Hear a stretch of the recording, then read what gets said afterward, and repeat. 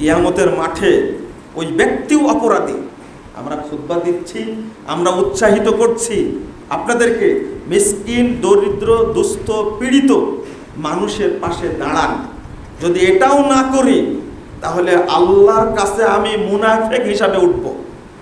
একজন দিবে আর একজন উৎসাহিত করবে, ওয়ালা ইয়াহুদ্দু আলা তাআমিল মিসকিন। এই লোক মিসকিনকে খাবার দেওয়ার ব্যাপারে কি করেনি? উৎসাহিত করেনি। ওয়ালা তুকরিমুনাল ইয়াতীম ওয়ালা তাহাদ্দুনা আলা তাআমিল মিসকিন। এতিমকে সম্মান দেওয়ার কথা বলছেন। এই মুনাফিকরা এতিমকে সম্মান দেয়নি, মিসকিনকে খাবার দিতে উৎসাহিত করেনি। ওয়া তাকুলুনাত তুরাসা আকলাল লাম্মা ওয়া তুহিব্বুনাল মালা হুব্বান জাম্মা।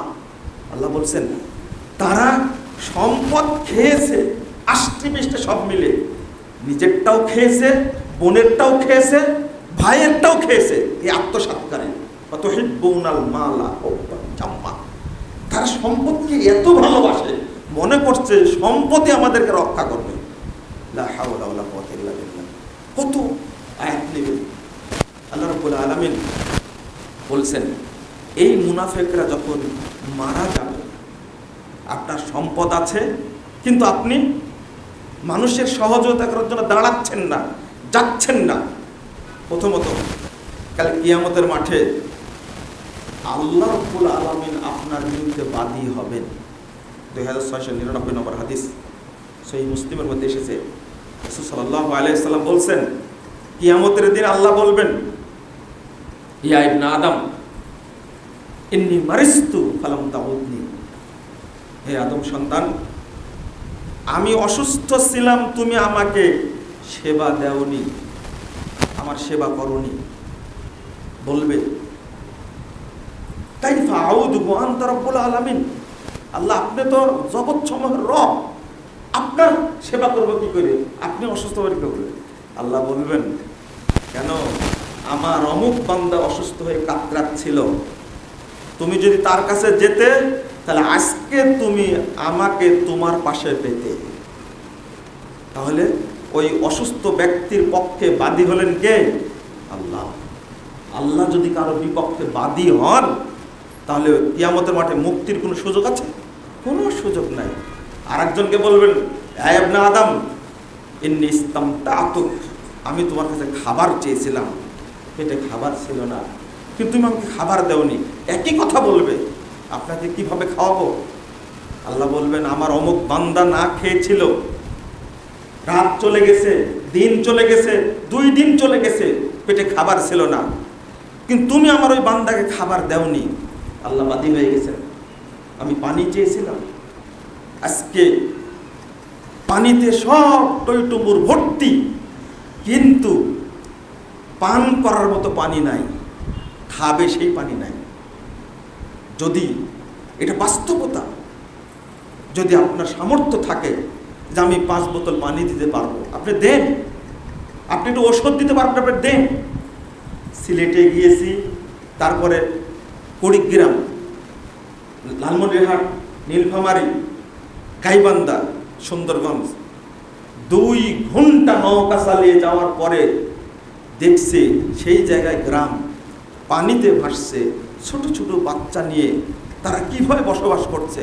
ট্যাবলেট নিয়ে গেছি, পানি দিয়ে পানিটা শোধন করে খাবে, এই জিনিসটাও তাদের নাই। কান্না, হাহাকার আর চিৎকার। আমি সেদিন বুঝেছি যে মানুষের পানিটা কত জরুরি। আমরা যদি না দাঁড়াই, আর একটা হাদিস আসছে, রাসূল সাল্লাল্লাহু আলাইহি ওয়াসাল্লাম বলছেন কিয়ামতের মাঠে কুল্লু মুতাকাল্লিকিন জাহিন। আল্লাহু আকবার। কাল কিয়ামতের মাঠে প্রত্যেক ব্যক্তি তার পরশির কারণে বন্দিত্ব গ্রহণ করবে, আটক রাখা হবে, আটক থাকবে। প্রত্যেক ব্যক্তি বলবে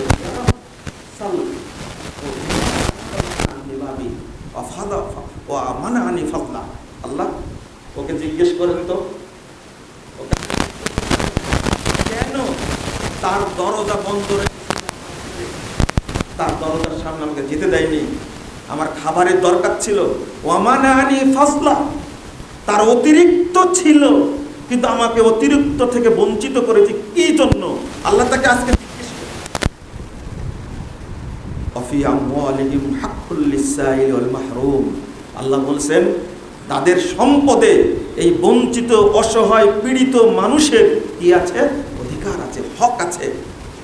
আজকে আমি ধনী হয়েছি, আমি গর্ব করে বলি আমার টাকায় আমি ধনী হয়েছি, তোমার যায় আসে কি? না, এই অহংকার করবেন না। আল্লাহ রাব্বুল আলামিন, আল্লাহ রাসূল বলছেন ইবগুনি দুআফাকুম, তোমরা আমাকে খুঁজো দরিদ্রদের মাঝে, ফাইন্নামা তুরযাকুনা ওয়া তুনসারুনা বিদুআফাইকুম, কারণ তোমাদের উপরে আল্লাহর সাহায্য নেমে আসে, আল্লাহ তোমাদেরকে রিজিক দান করেন ওই সমস্ত অসহায় অসুস্থ দুস্থ মানুষের কারণে আল্লাহ রিজিক দান করেন। আমি ধনী হয়েছি এটা আমার ক্রেডিট না, এটা আমাকে ধনী করেছেন, আমার সম্পদ থেকে যেন ওই অসহায় মানুষদেরকে আমি বিতরণ করি। কিন্তু আমি আজকে গর্ব করে বলছি, এই গর্ব থাকবে না কিয়ামতের মাঠে। আল্লাহ রাব্বুল আলামিন বলছেন যখন মারা যাবে এই সমস্ত মুনাফিকরা, ইয়াদরিবুনা বুজুহাহুম ওয়া আদবারহুম ওয়া যুকু আযাবাল হারিক, আল্লাহ বলছেন ফেরেশতারা আসমান থেকে, অসংখ্য ফেরেশতা আসমান থেকে তাদের পেটে এবং পিঠে মারতে থাকবে, মুখে মারবে, পিঠে মারবে, যুকু আযাবাল হারিক, যখন পিঠে চিৎকার করবে আর আল্লাহর কাছে বলবে হাত্তা ইজা জাহাদাহুমুল মাউত ক্বালা রাব্বিরজিউন, আল্লাহর কাছে বলবে আল্লাহ মৃত্যু চলে এসে তুমি আবার দুনিয়াতে ফেরত দাও, লাআল্লি আমালু সলিহান ফীমা তারাক, আমি ওই আমলটা করব যে আমলটা করতে পারিনি। ইনফাক ফি সাবিলিল্লাহ, বখিল মুনাফিক সব ইবাদত করেছে কিন্তু দান সাদাকা যাকাতের যে অংশ সেইটা মানুষকে দেয়নি। এখন বলছে আল্লাহ একটু দুনিয়াতে ফেরত দাও, আমি দান করে আসবো, তুমি আমাকে ফেরত দাও। আল্লাহ ধমক দিয়ে বলবেন কাল্লা ইন্নাহা কালিমাতুন হুয়া কাইলুহা, এটা ওর কথার কথা মাত্র, ও ধোঁকাবাজ। আল্লাহ বলছেন ওয়ানফিকু মিম্মা রাযাকনাকুম মিন ক্বাবলি আন ইয়াতি আহাদাকুমুল মাউত ফায়াকুল রাব্বি লাউলা আখখারতানি ইলা আজালিন করিব, মৃত্যু আসার আগেই আমি যা দিয়েছি তার থেকে তোমরা দান করো। যখন মৃত্যু চলে আসবে তখন বলবে রব্বি লাউলা আখখারতানি ইলা আজালিন করিব, আল্লাহ একটু সময় দাও, আল্লাহ একটু সময় দাও। দেখেন আল্লাহ যখন দুনিয়াতে ফেরত দিল না আবার দাবি করছে আল্লাহ একটু সময় দাও, ফাসাদদাকা ওয়া কুম মিনাস সালিহিন, আমি কি করব? সাদকা করব এবং সৎ বান্দাদের অন্তর্ভুক্ত হয়ে যাব। আল্লাহ সময় দিবেন, ওয়ালাই ইউআখিরুল্লাহু নাফসান ইযা জাআ আজালুহা, আর সময় দিবে না। কিয়ামতের মাঠের অবস্থা আরো ভয়াবহ। আজকে 5টা টাকা 10টা টাকা দেয় না গরিবকে, আমরা তো বুঝি, আপনিও বোঝার চেষ্টা করেন। 110 জন এতিম আমার তত্ত্বাবধানে পরিচালিত হয়। একটা দৃশ্য বারবার মনে আসে, পাপওয়ালা বাচ্চাগুলো যেগুলো যখন দেখতে আসে মাদ্রাসায় তখন কিছু না কিছু ফলমূল নিয়ে আসে, কিন্তু এতিম বাচ্চাদের কেউ দেখতেও আসে না, কেউ দেখতে আসে না। আপনি নিজেরটাই মনে করেন, আপনার বাচ্চাটা বাড়িতে থাকলে বাড়িতে না আসা পর্যন্ত খেতে চায় না, না আব্বুর সাথে খাবো, কিন্তু এই এতিম বাচ্চাগুলো কাউকে আব্বু বলে ডাকতে পারে না, আব্বু না বোঝা। আজকে আপনার সন্তান মারা গেলে, আপনি মারা গেলে আপনার সন্তানটা এতিম, কিন্তু এই ভাবনাটা আপনাকে ভাবতে হবে, চিন্তা করতে হবে। একটা বাচ্চা পানির মধ্যে ডুবে যাচ্ছে, ওই চিন্তাটা আপনার মাথায় যদি আমার বাচ্চাটা হতো, এই অসুস্থ পীড়িত ওই লোকটা যদি আমার মা হতো, আল্লাহ আমাকে ভালো রাখছেন আলহামদুলিল্লাহ, তবে আমি তাদেরকে উদ্ধারের জন্য চেষ্টা করি, এই অনুভূতি যদি আমার মধ্যে না আসে, কিয়ামতের মাঠে আপনি সব দিতে চাইবেন। ইয়াওয়াদ্দুল মুজরিমু ইয়াওমাইদিন বিবানি ওয়া সাহিবাতিহি ওয়া আখি ওয়া ফাদিলাতিহি আল্লাতী তুবি, আল্লাহ বলছেন এই মুনাফিক কিয়ামতের মাঠে আল্লাহকে বলবে আল্লাহ তুমি আমার সন্তানকে এবং আমার স্ত্রীকে জাহান্নামে দাও, আমাকে বাঁচাও জাহান্নাম থেকে। ওয়াসাহিবাতিহি ওয়া আখি, আমার ভাই যারা আছে, স্ত্রী আছে তাদের। তারপরে বলেছেন ওয়া ফাসিলাতিহি আল্লাতী তুবি, আর যারা আমার আত্মীয় স্বজন বংশের লোক আছে সবাইকে তুমি জাহান্নামে দাও। ওয়ামান ফিল আরজি জামিয়া সুম্মা ইউনজি, শুধু তাই না, পৃথিবীতে যত মানুষ আছে সবাইকে জাহান্নামে দাও, আমাকে বাঁচাও আল্লাহ, আমাকে বাঁচাও। আল্লাহ বাঁচাবেন? আল্লাহ বলছেন কাল্লা ইন্নাহা লাযা নাযাতাল লিশাওয়া তাদহু মান আদবার ওয়া তাওয়াল্লা। স্পষ্ট কথা, অসম্ভব, এটা লিলিহান শিখা। তোমার গোস্ত, তোমার মাথার গোস্ত ছিঁড়ে ছিঁড়ে শেষ করে দিবে। তুমি সম্পদ জমা করেছিলে, এই সম্পদকে সংরক্ষণ করার জন্য যাবতীয় ব্যবস্থা করেছিলে, কিন্তু আমাকে দান করনি, আজকে সব দিতে চাচ্ছে। বাংলাদেশের টাকা চুরি করতে করতে করতে দেশে রাখার জায়গা নাই, আরে যেখানে হাত দিচ্ছে সেখানে কোটি কোটি টাকা। দ্রব্যমূল্যের ঊর্ধ্ব করতে মানুষের যে ত্রাহিতাহী অবস্থা। যখন আমেরিকায় বাড়ি করে শেষ হয়ে গেছে, কানাডায় বাড়ি করে শেষ হয়ে গেছে, টাকা রাখার জায়গা নাই, তখন সুইস ব্যাংকে রাখছে টাকা। আল্লাহ জামা পাওয়া, জমাও করেছে, টাকা সংরক্ষণের ব্যবস্থাও করেছে। কত সুন্দর মিল। এদেরই অবস্থা হবে। বেলাল রাদিয়াল্লাহু আনহু একজন দরিদ্র মানুষ, তিনি যদি 2টা খেজুর রেখে আল্লাহ রাসূল তাকে যদি বলেন আমা খিফতা আনতাসমা বুখারান ফিন নার, বেলাল অসুস্থ মানুষ, দেখতে গেছে বেলাল রাদিয়াল্লাহু আনহু, আল্লাহ রাসূল দেখতে গেছেন তাকে, তো 2টা খেজুর বের করে দিয়েছেন। আল্লাহ রাসূল বলেছেন মা দাইয়া বেলাল, বেলাল রে কি এই তামর ইদ্দা খাদ্য, আল্লাহ রাসূলের একটা খেজুর আমি রেখে দিয়েছিলাম, অসুস্থ তো। তখন বলছেন তুমি কি জাহান্নামের যে তাপের শব্দ, এটা কি তোমার কানে ঢোকে না? একজন বেলালকে যদি জাহান্নামের হুমকি দেয় দরিদ্র অসহায় দাস একজন গোলাম, তাহলে আমরা যারা হাজার হাজার কোটি টাকা জমা করে রেখেছি, 10টা 30টা 20টা ফ্ল্যাট তৈরি করে রেখেছি, লা হাওলা ওয়ালা কুওয়াতা ইল্লা বিল্লাহ, আমাদের কি হবে? আল্লাহ তুমি আমাদেরকে হেফাজত করো, আমিন ইয়া রাব্বাল আলামিন। এই দেশটাকে যেন আল্লাহ দুর্নীতির সবল থেকে আল্লাহ যেন মুক্ত করে দেন, বলুন আমিন।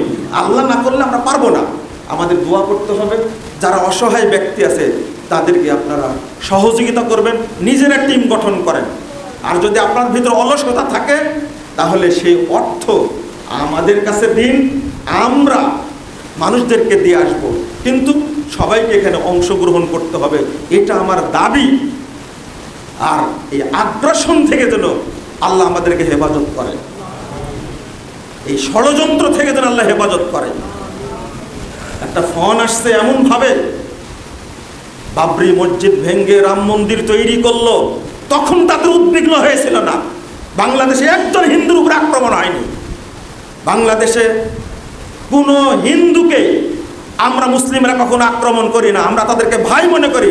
যারা সংখ্যালঘু বলে এরা ভুল বলে, আমরা বলি তারা এই দেশেরই মানুষ, তারা বাংলাদেশি সংখ্যালঘু না। আমরাও সংখ্যালঘু, আমরা আহলে হাদিস, আমাদের মসজিদ ভেঙে দেয়, আমরাও সংখ্যালঘু, কিন্তু আমরাও তো দেশি। ইন্ডিয়ার হাজার হাজার মুসলিমকে হত্যা করেছে, আগুন জ্বালিয়ে পুড়িয়ে দিয়েছে এই মোদি কসাই, আর সে আজকে বাংলাদেশ সম্পর্কে মন্তব্য করছে। নাউজুবিল্লাহ, আস্তাগফিরুল্লাহ।